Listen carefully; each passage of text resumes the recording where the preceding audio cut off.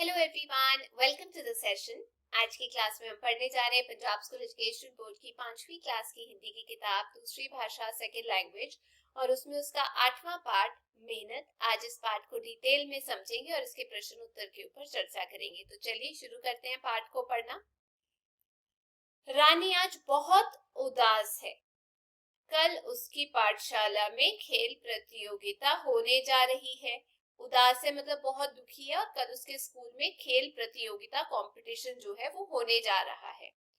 वह कई दिनों से इसके लिए तैयारी कर रही थी, मगर आज जब फाइनल रिहर्सल हुई तो वह उसमें चौथा स्थान ही पा सकी। जब फाइनल रिहर्सल का मतलब होता है सही तरीके से ढंग से किसी चीज को करना, उसको फाइनलाइज करना, उसे रिहर्सल बोलते हैं। अभी कंपटीशन नहीं हुआ था, जैसे आप कह सकते हैं प्रैक्टिस।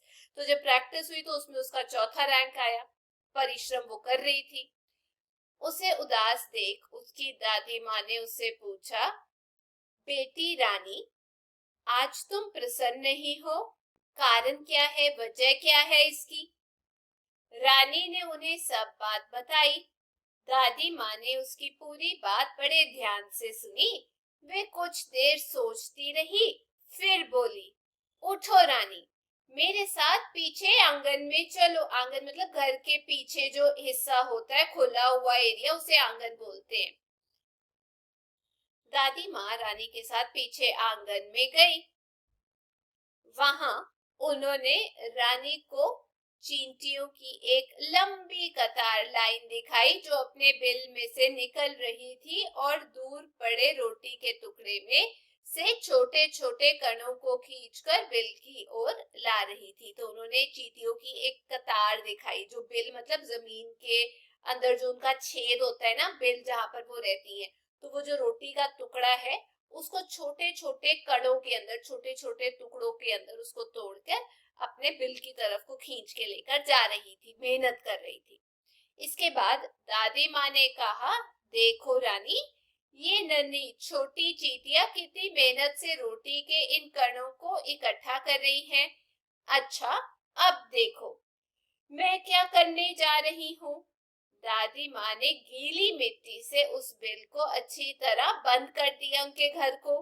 रानी बोली, दादी माँ, आपने ये क्या किया? दादी माँ बोली, बिटिया, चुपचाप देखती रहो। रानी हैरानी से मिट्टी से ढके उस बिल को देखती रही। अब चींटियां बाहर कैसे आएंगी? मगर थोड़ी देर बाद उसने देखा कि चींटियों ने उस मिट्टी में भी छेद कर लिया है और अब वे कतार लाइन बनाकर दोबारा अपने काम में जुट गई हैं। रानी समझ गई, जब चींटियां हिम्मत नहीं हारती और लगातार मेहनत करती रहती हैं, तो भला वे मेहनत क्यों नहीं कर सकती। रानी उठी और बाहर पार्क में जाकर कल होने वाली खेल प्रतियोगिता की तैयारी में जुट गई, बिना थके, बिना रुके। अगले दिन प्रतियोगिता में पहला स्थान जिस छात्रा को मिला वह थी रानी। तो ये था इस पाठ के बारे में। अब हम चर्चा करेंगे इस पाठ के अभ्यास के बारे में। यहाँ पर दिया गया नीचे गुरुमुखी और देवनागरी लिपि में दिए गए शब्दों को पढ़े और हिंदी शब्दों को लिखने का अभ्यास करें। मिट्टी पंजाबी में मिट्टी। वैसे ही चौथा चौथा, प्रतियोगिता प्रतियोगिता, पहला पहला, कण कण, रोटी रोटी। नीचे एक ही अर्थ के लिए पंजाबी और हिंदी भाषा में शब्द दिए गए हैं, इन्हें ध्यान से पढ़े और हिंदी शब्दों को लिखो। स्कूल, पाठशाला, वेड़ा, आंगन, कीड़ियां, चींटियां, लाइन, कतार।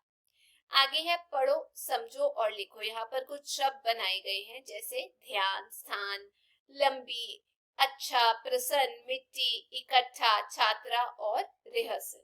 आगे शब्दार्थ दिए गए हैं जिसका मतलब मैं आपको ऑलरेडी बता चुकी हूँ और कुछ प्रश्न पूछे गए हैं। तो चलिए इन प्रश्नों के जो उत्तर है वो मैं आपको यहाँ पर बताती हूँ। पहला प्रश्न यहाँ पर पूछा गया, रानी उदास क्यों हो गई?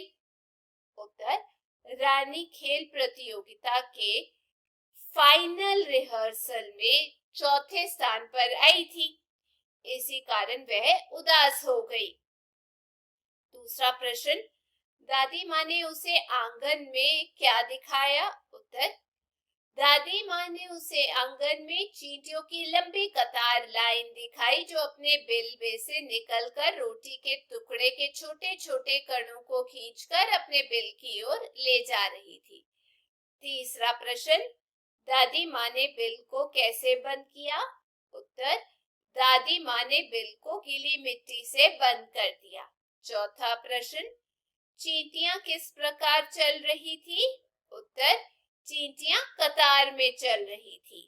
पांचवा, रानी ने चींटियों से क्या प्रेरणा ली?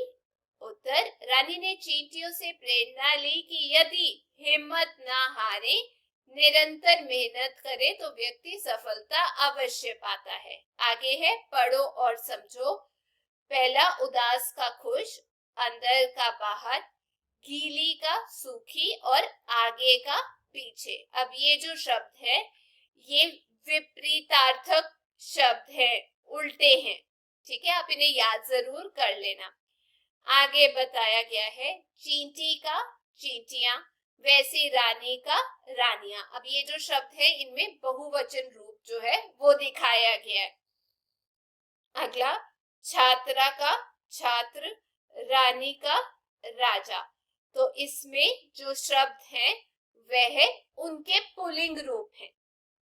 आगे है अंतर समझो। रानी आज उदास है, चींटियां मेहनत करती हैं। चींटियां रोटी के कणों को बिल की ओर ला रही थी।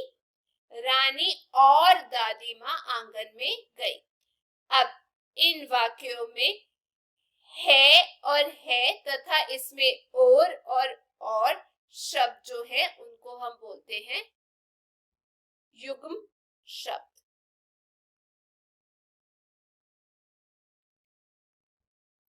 आगे दिया गया है चित्र को देखकर दिए गए शब्दों की सहायता से वाक्य पूरे करो।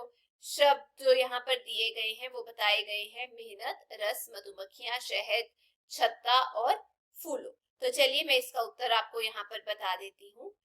पेड़ पर मधुमक्खियों का छत्ता लगा हुआ है। पेड़ के आसपास फूलों के कुछ पौधे लगे हुए हैं। फूलों पर मधुमक्खियां मंडरा रही हैं। वे फूलों से रस चूस रही हैं। इसी रस से वे शहद बनाती है। शहद को बनाने में उन्हें बहुत मेहनत करनी पड़ती है। तो मैंने यहाँ नंबर लिखे हैं, आप इन शब्दों को यहाँ पर भर सकते हैं। तो ये थी आज की क्लास। मैं उम्मीद करती हूँ आप सबको ये पाठ अच्छे से समझ आ गया होगा।